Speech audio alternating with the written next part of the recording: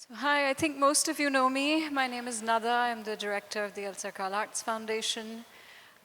We're so pleased to introduce to you Maya El Khalil, who also many of you will know, but for those who don't, Maya is a curator, researcher, mentor, and a really integral member of the GCC arts community. Her work as with the Athar Gallery and then as an independent curator with artists from the region and particularly in and from Saudi have really been landmark in producing the very lively art world that we are all a part of today.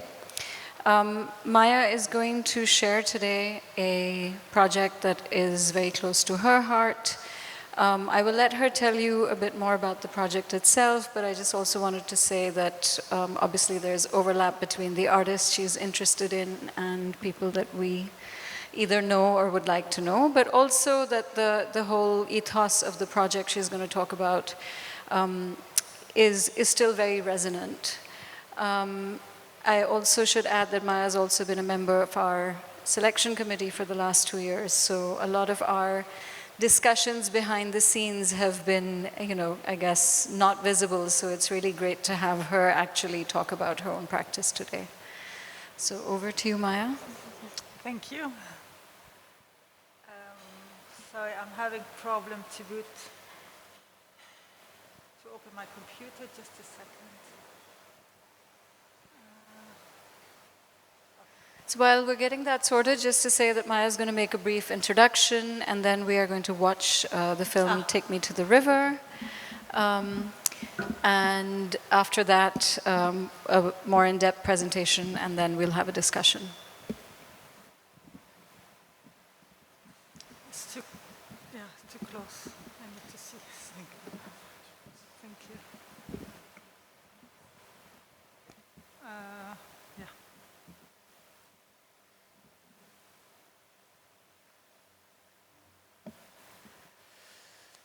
Okay. Good evening, everyone. Thank you so much for being here. I'm really, really excited to be here tonight and to be presenting this topic, which is, for me, it's very close to my heart. So to start with, I'm going to put a proposition to you. There is no such thing as an individual genius. Creativity is inherently collective. By this, I'm not proposing some rose-tinted ideal of collaboration. Instead, for better or for worse, if everything we think and do is unavoidably and inextricably the product of networked thinking. To pretend otherwise is the effort of markets and men, a commodified idea of culture that strips it of agency and the ability to act, which is actually agency.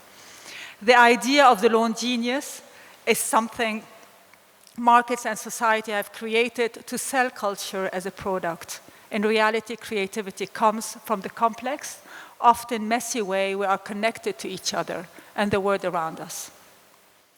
So this evening, to explore these complexities, I will introduce a series of projects that bring together seemingly different worlds, from legal frameworks to non-Western cosmologies, from industrial decline to community mourning. Though many of these projects have been presented in galleries, each exists within the social sphere, therefore beyond the logic of the traditional art market, though not beyond the logics of the capitalist or global world system. Actually, they directly engage with the local effects of global capitalism. Through the project I will introduce today, we can see art as an integral and resilient part of the public sphere that contributes to the constant rethinking of the commons. These projects demonstrate how artists can become initiators of processes. More than creators of objects, they established infrastructures that understand, engage with, and respond directly to local concerns. Through this work, I want to challenge the enduring myth of the solitary creator and propose that creative agency emerges not through autonomy, but through our inevitable entanglements with other people, entanglements with ideas, and with our social, ecological, and political contexts. Why does this matter? Because believing in a livable present and future demands we recognize that the capacity to make choices and enact change is unevenly distributed.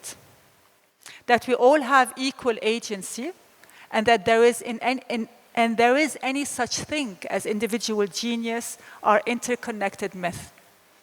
When we recognize, support, and prioritize the collective creativity of individuals, communities, and audiences, we can build platforms for shared knowledge that turn our connections from limitations into strength.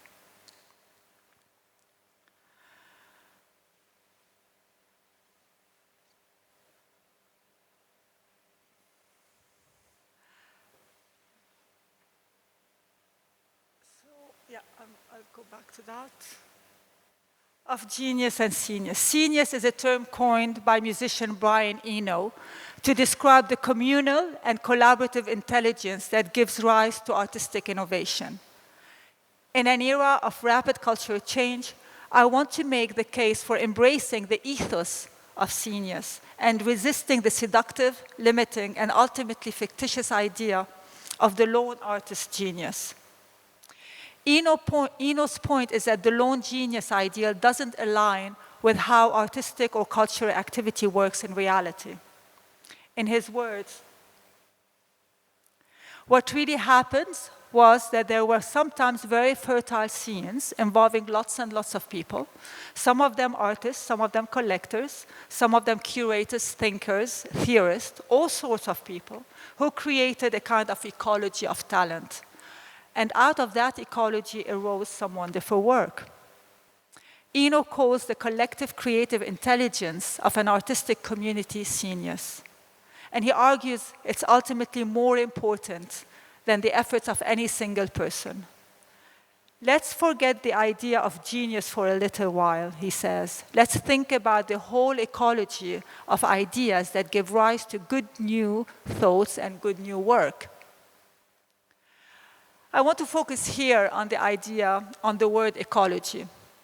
So when we think about ecology in relation to agency and autonomy, two words that I'll come to define a bit more afterwards, we're really examining how creative communities respond to and emerge from specific contexts.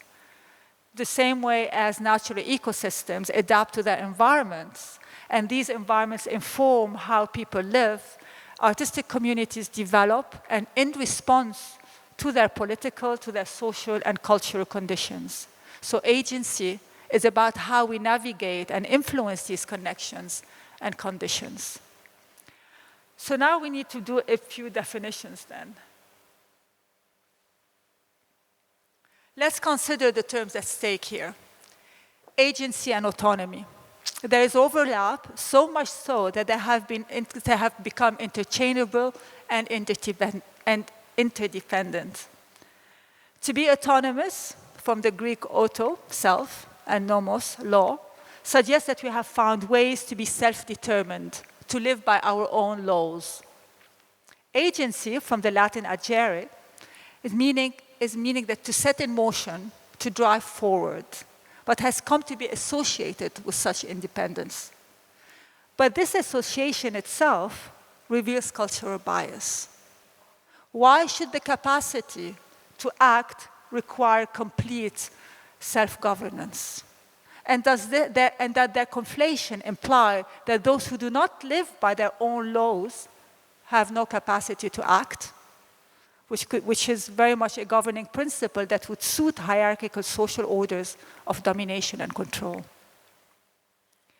The predominantly Western ideas of independent agency, the ability to act, still influence how we think about the self, the artist, and innovation across all domains, from creative practice and technological development to urgent social and environmental responses.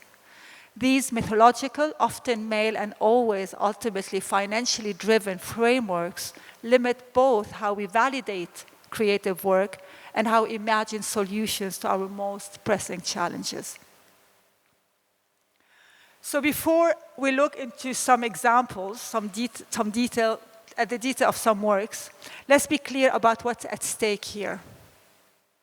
We are living in catastrophic times. Climate crisis, environmental disasters, species extinction, war, genocide, and the march of artificial intelligence whose limits we do not fully understand. These are no longer future predictions, but the daily reality of some, and therefore the present condition of us all. In 2020, I curated Take Me to the River. It's a multimedia online presentation that brought together 16 projects addressing the environmental crisis. These projects were supported by the Prins Claus Fund in Amsterdam and the Goethe Institute under their program, Cultural and Artistic Responses to the Global Environmental Crisis. It was launched in 2018. By the time that I started working on this project, we had 16 projects that were almost finished. To date, they supported over 54 projects, but actually now they're continuing with further support under a fellowship program along the lines of the environmental crisis. The project spanned geographic context from South and Central America to Africa to West and Southeast Asia. Together, they provided diverse perspective on resource extraction, environmental abuse, living with climate catastrophe, and the violation of indigenous communal rights. Before these 16 projects came together as an exhibition, each was artist-instigated, embedded within different geographies and social contexts. Commonly engaging with the impacts of climate change, the artists, practitioners, and their communities sought practical solutions to problems via artistic interventions. I worked with the artists to develop how the projects were presented and considering how best to show each initiative's ideas and outcomes while also finding connections between them.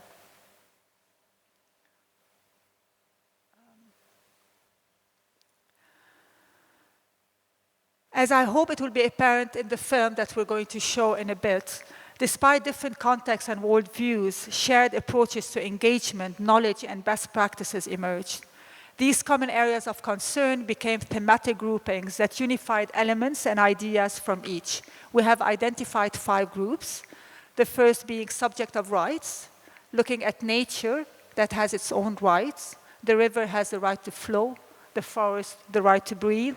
This fact has now entered the terrain of international law. Object of abuse, nature as an object, unlimited resource, oil removed and spilled, plants eradicated, mangroves depleted, rivers poisoned. A third thematic is nature persecutes. We unsettled complex systems, so the abuse amassed until it couldn't contain. And this is when we witness nature at its worst, violent power of elements beyond our control, tsunamis, rising sea waters, sinking island, desertification. The fourth thematic was humanity sentence. This is where humanity is reaping the effect of nature persecuting. Those who committed no crimes are sentenced, their loss of ways of life. And finally, maybe a glimpse of hope, motion to recover, how to recover what seems irrevocably lost. Here, documentation becomes a weapon, education, and collaboration. We're going to show the film. I just want to say that this film actually was edited by Martha Andreu. Martha Andreu was also one of the grantees from the program, from the Prins Claus Fund and the Goethe Institute. She was running Residencia Walden, that we will talk about maybe a little bit afterwards. But initially, we did an online platform because it was at the time of COVID, and we weren't able to have actually a physical exhibition. And that's why we thought of how to bring together all of these projects and to have them online. 2 years after, in 2022, we showed the exhibition at the Hamburger Bahnhof, and this film was produced for this occasion. Can we show the film now? It's a 20-minute film, and afterwards I'll maybe go into a bit more detail into some of the projects. Thank you. Sometimes we don't know which catastrophe to talk about. It's like it feels when you talk about the environmental catastrophe and crisis. We're facing so many other crises, and I don't know which one becomes more important than the other. But that was done 2 years ago, so before the latest events. Anyway, I will go now through a few projects in more detail.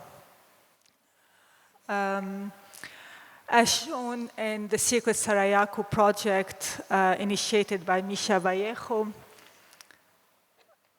which is this one. Indigenous people make up only 4% of the global population, yet they protect over 80% of the world's biodiversity. However, the legal and political systems that control the land and allows for exploitation are not created by them, but by international and non-indigenous power.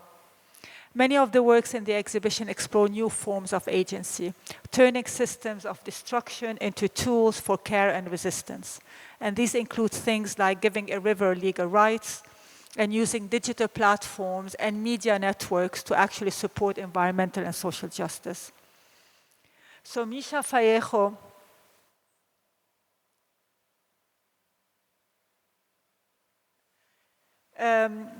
Misha Vallejo's Secret Sarayaku project tells the story of the Quechua people from the Ecuadorian Amazon and their rights and their fights against oil extraction. But this project goes beyond just simply documenting their political rights and political struggles. It creates new infrastructure or tools for resistance through a web documentary, book, exhibition, and podcast. By using these channels, the Quechua were able to share their ancestral knowledge and worldview while engaging with modern media and political struggles. The Amazon biome is vast, 6.7 million square kilometers. It's home to 2.7 million indigenous people, split into 350 ethnic groups with 3,000 ancestral territories. And Sarayaku is home only to the Quechua, is home only one of them. The Quechua's worldview centers on what they call the Kausak Sasha, which means the living forest. This isn't a metaphor. In their cosmology, every element of the jungle, plants, animals, humans, rivers, wind, everything is connected. And when you harm only part of this, it means that you're harming the whole planet. Everything is interconnected. As such, damage by any part of these complex systems triggers consequences throughout the whole, a view that fundamentally challenges Western notions of nature as merely a resource and of land as merely a property. Vallejo and the Quechua People's Project offers a crucial insight. Agency emerges not through isolation, but by strategically engaging with our inevitable interconnections. Using social media, the community spread its environmental message, calling the international community to join its fight to protect its land against the threat of oil extraction. As Quechua filmmaker Heriberto Galinga explains, documentary film and community-led storytelling became fundamental resistance tools. When media outlets portrays the community as guerrillas and terrorists, it was only through their own media that they could reverse the false narrative with their reality. However, engaging with global media also brings the risk of Western influence, especially on younger generations. The project highlights that real power comes from consciously navigating these connections, environmental, cultural, and technological, rather than resisting them in isolation.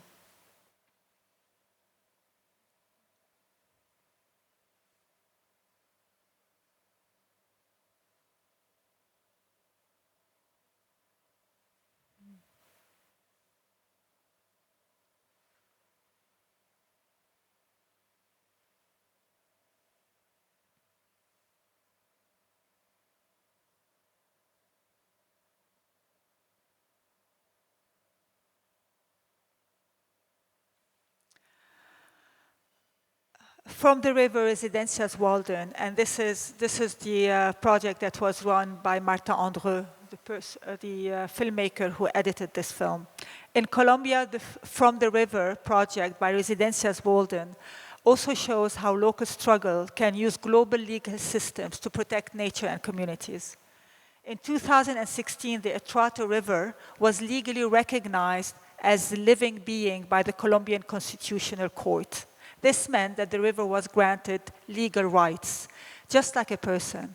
A guardian body made up of the local community and government representatives now speaks on behalf of the river and can demand compensation for environmental damage. This ruling led to new environmental policies and gave communities more power to protect their land.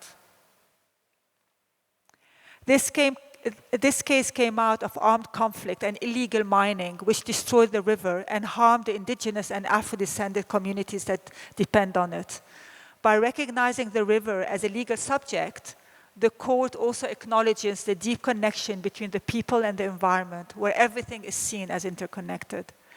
What makes this project powerful is how it combined local knowledge with international law, turning something bureaucratic, like legal personhood, into a tool for resistance and protection. To explore this idea, 6 filmmakers visited the Atrato River to capture what this new form of subjectivity meant. What does it mean to represent the river as a human, as a subject of right? The resulting film captures the river's beauty and suffering, helping people see it as alive and therefore worthy of empathy and care.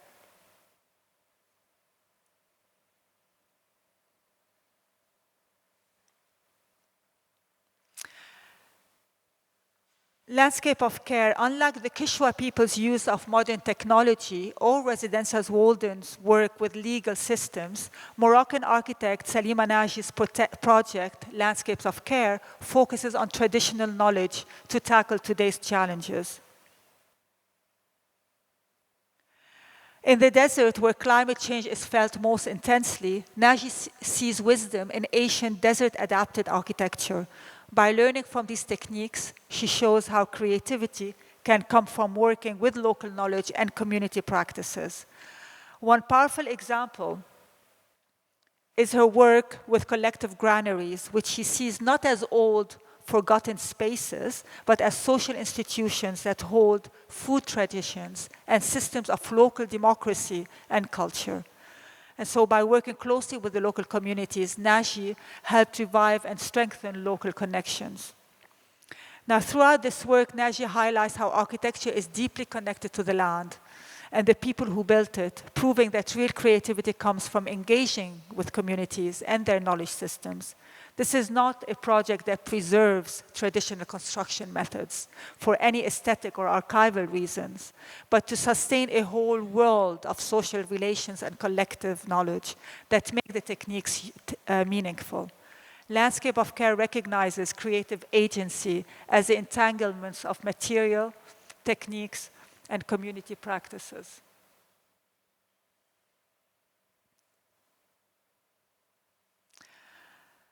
Al-Manakhi will be missed. Now, I want to look now at a different kind of project. This is a research-based project that was not part of Take Me to the River, and that featured more within the context of a traditional exhibition format. I showed it at 2139 in Jeddah in 2020.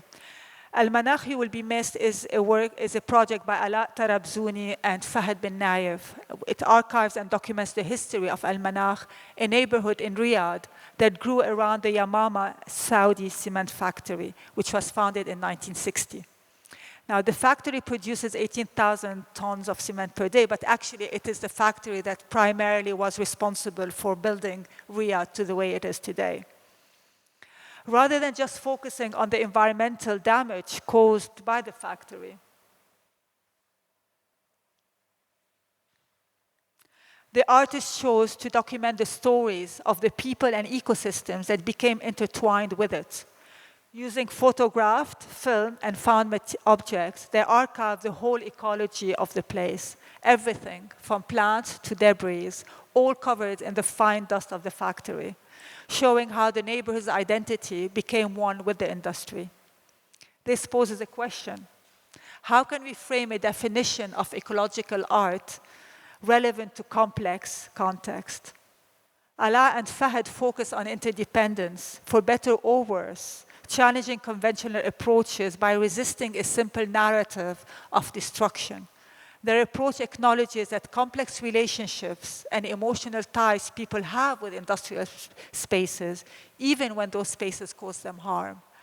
What was very striking in this project is that now Al Yamama cement factory has been closed, but what was closed with it is that a whole neighborhood of communities that lived generations with this factory, and there was a big sense of loss within the communities. Static range, like the cement factory's visible legacy of dust, Static Range by Himali Singh Soin is another work that embraces complex human histories and damning responsibilities of environmental degradation, though here the damage is invisible but equally profound. The projects tell a speculative story of nuclear contamination, inspired by a real event. In 1965, the CIA left a nuclear-powered spy device on Nanda Devi, a mountain in India. Some believe it leaked radioactive material in the environment. The project includes a 15-minute animated video of a stamp of Nanda Devi that moves as if subjected to radiation, a commentary on nation-states and porous borders.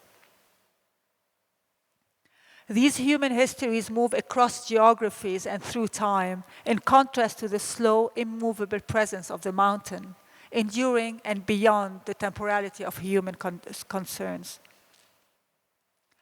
The work is a network of collaborations with the mountain itself and with various artists, healers, and NGOs. Jordan Nassar created an embroidery of Nanda Devi using Palestinian and Himalayan designs. The embroidery served as a symbol of resilience and care, connecting two distant geographies that have both been shaped by extraction, occupation, and survival. It also reflects Himali Singh Soin's broader theme of healing and reclaiming land through art and storytelling. In these two extremely different contexts, Fahad, Alaa, and Himali reckon with the complex feeling of love, care, and mourning, grappling with how to document and understand relationships between communities, industry, and environmental damage. These are no simple narratives of destruction. Instead, Al-Manakh and Static Range reveal the dependencies that shape how communities live with industrial impacts, even as they struggle with the after effects, like life persists, goes on, and care for the complexity of a place resonates. Both works suggest that ecological thinking requires an embrace rather than a simplification of these contradictions. I want to finish with these two projects to underscore that even conventional artistic presentations, so-called works that appear in galleries, can be a more active engagement with communities, environments, and histories. These practices show us how existing languages and infrastructure can be repurposed, whether in the Kishwa's strategic use of media or the Atrato River's legal personhood. All of these works demonstrate how agency operates through an understanding of and engagement with dependencies, whether toxic extractive legacies or our shared ancestral wisdom, operating within them, not in spite of them. The persistence and invisible histories and concealed damage runs throughout these works. Artists and communities must acknowledge and reckon with forces that shape our present, even if they remain beyond view. Indeed, it's often the remote, the abstract, the ungraspable hyperobjects of capitalism and commerce that desire to stay beyond view. Artists can draw down these abstractions into specific local contexts, revealing and making apparent the constraints of dependencies, contexts, histories, showing how they can become sources of power when embraced collectively. This brings us back to our opening proposition. There is no such thing as an individual genius. In this moment of overlapping crisis, it's not the lone innovators who will save the world. Instead, we can look to our shared intelligences, shared with each other, with context and with histories. Perhaps we can repurpose existing systems to find ways to live with, care for, and transform the complex realities we inherit. Thank you.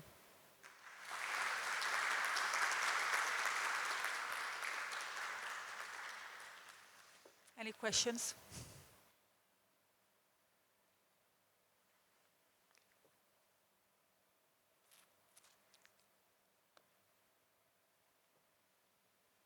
All right.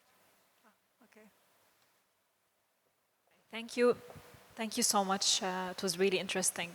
But I'm just wondering, after all these projects that have been done, did you see any change in action in the decisions that were taken against, such factories or such entities that are responsible for such choices?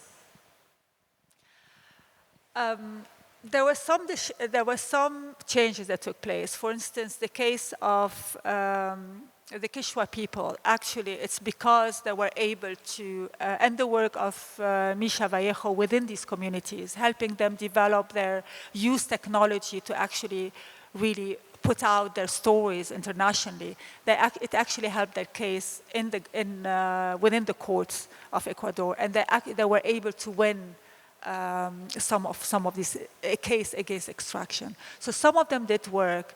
How they use technology also to be able to, at one point when they were resisting internally, they were labeled as terrorists and guerrillas. And by winning this case, it became more a case of international jurisdiction and international law. And actually, the old company had to withdraw from now, to what extent and how long, you know how it is. I think there's always other ways afterwards that have different power. But also, the thing is that there's always this fine line between artists as activists and not being perceived as activists, and the difference. As artists, it is a way of providing or encouraging a different way of looking at things. So maybe if change become a consequences of that rather than the objective. It's like, whereas for activists, for instance, change is the objective, but there is a fine line between the work of artists. And here it's more about really artists working with communities, within societies, with people from different disciplines to build awareness, I guess.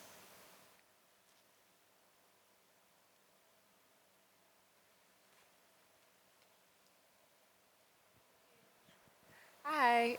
So you spoke a lot about it being a collective movement, that I guess in the sense of oneness that everyone can contribute to. So I wanted to know from your perspective, what are some ways that us in Dubai can support the rights of nature? I think a lot's been doing. I don't know in terms of, there's a lot that's happening here as well. I know there was so many programming that were taking place, groups coming together. But the main point here, it's that perception really that we need each other. That there isn't this countering that idea of the lone genius or the star architect or the star artist, or these are all very much imported concepts.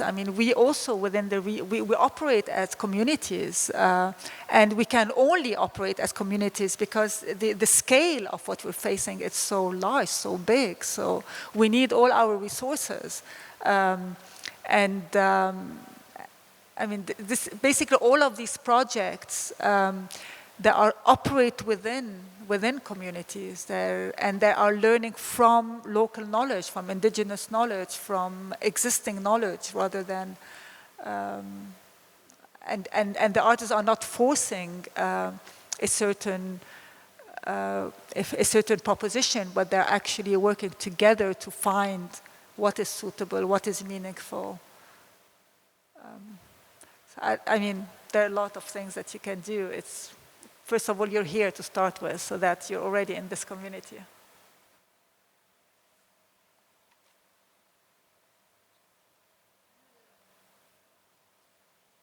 I wanted to bring us back to this question of authorship, right? And I suppose, yes, of course, the individual is this kind of modernist, capitalist cipher, right? And I think a lot of what artists are doing now is using that position as a way of creating community. And we were talking the other day about socially engaged practice, and I suppose when done right, it does serve communities or build communities around some kind of shared cause, perhaps, which may be temporary, it may be something long-lasting. But, you know, today I was reading this AI article that came out in The Guardian today, and I noticed it because Kamila Shamsi and Jeanette Winterson posted about it. So there's a short story written by AI that appeared in The Guardian today. And it's pretty damn good, right? And as you were speaking, I was thinking about this, thinking, if we then go by the premise that artificial intelligence is created through the commons, right? Then does that become common knowledge? And I don't expect you to answer that. It's just, as you were speaking, and because I had just read that earlier today, I was thinking, well, yes, I agree with you on the creation of agency, but it's so interesting that the system is also producing this other thing that to us feels equally dangerous, right? It's dangerous because we don't know how it's going to be manipulated. I mean, we know it can be also very useful. You know, it's just we still don't grasp, we're not grasping, or we don't understand where the power lies here. Is it a tool for the community, or is it a tool of manipulation? Is it a tool of domination? We don't know. We definitely can perceive the usefulness of it. I mean, we're all using it to a certain extent, but I think we're not grasping, the danger of it. I mean, yeah, but also then this question of ownership gets so complicated, right? Like, because you can't protect within the legal systems that exist, you can't protect something unless it's a legal entity, right? But copyrights now, what does it mean when you're receiving this? How can you, you have to revisit all of these laws or all these... There was a project where I think a river was granted personhood. I'm not sure if you're... the rivers work. I mean, the Ganges, for instance, the Atrato River. There are several rivers that have been granted, even one in Australia as well, that have been granted personhoods. So legally now, there can be... there are guardians that can defend the rights of these. And I think even there's a mountain, not only rivers that are... But I'm not sure how effective, obviously I'm not sure also how effective that is in terms of implementing these laws, because the court cases are being fought. So Ecuador was one, actually was a pioneer in terms of including rights of nature within their constitution. But, it's like, how does it translate effectively on the ground? Especially now. Yeah. Well, thank you, everyone.